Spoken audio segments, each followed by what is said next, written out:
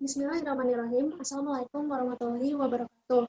Selamat pagi, salam sejahtera bagi kita semua. Om Swastiastu, Namo Buddhaya, Salam Kebajikan.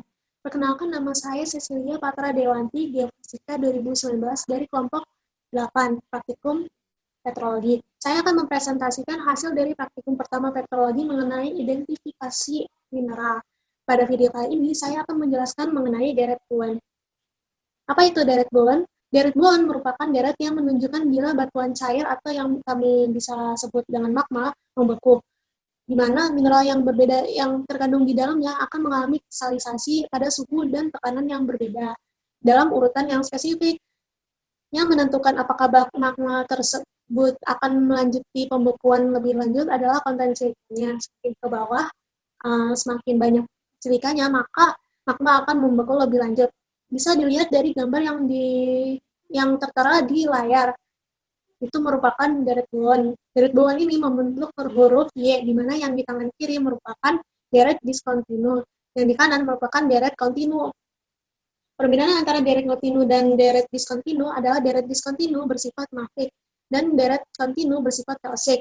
Untuk deret diskontinu, bila kandungan kimiawi mineral dengan magma meltnya itu tidak kompatibel, maka mineral akan kembali bereaksi dengan magma melt dan lanjut mengalami pembekuan yang lebih lanjut hingga membentuk mineral yang baru. Sedangkan untuk deret kontinu, mineral yang terkristalisasi akan bereaksi dengan magma melt bila magma akan lanjut membeku, namun struktur kristal dari feldspaar dasar akan dipertahankan.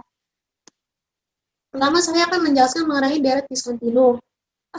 Deret diskontinu ini berada di tangan kiri dari diagram deret buoyan ini. Nah, mineral pertama yang akan terbentuk adalah mineral olivin. Mineral olivin ini terbentuknya dengan suhu dan tekanan yang tinggi. Nah, suhu dan tekanan tinggi ini dapat ditemukan jauh di bawah permukaan bumi. Nah, karena itu olivin jarang kami temukan di alam yang bebas. Ciri khas yang dimiliki oleh olivin itu cenderung hijau. Nah, karena olivin ini terbentuknya di suhu dan tekanan yang tinggi, maka dia sifatnya kurang stabil.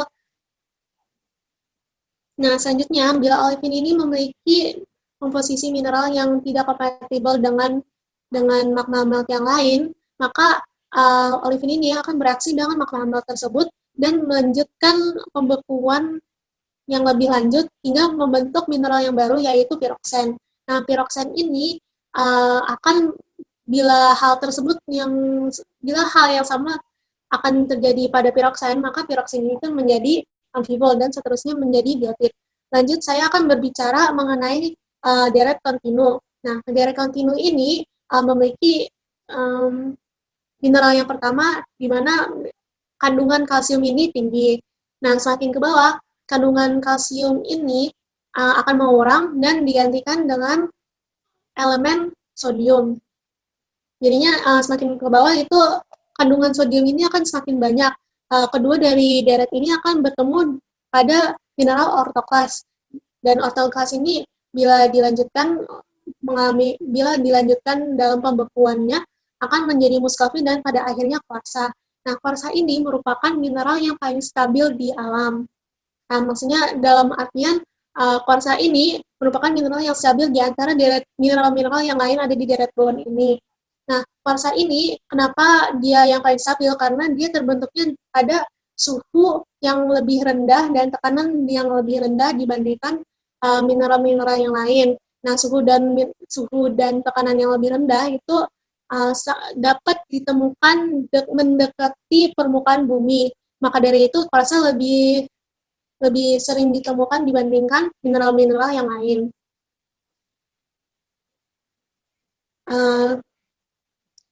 Karena kuarsa ini juga sifatnya stabil, maka kuarsa ini juga rentan atau enggak dia lebih kuat untuk menghadapi pelapukan.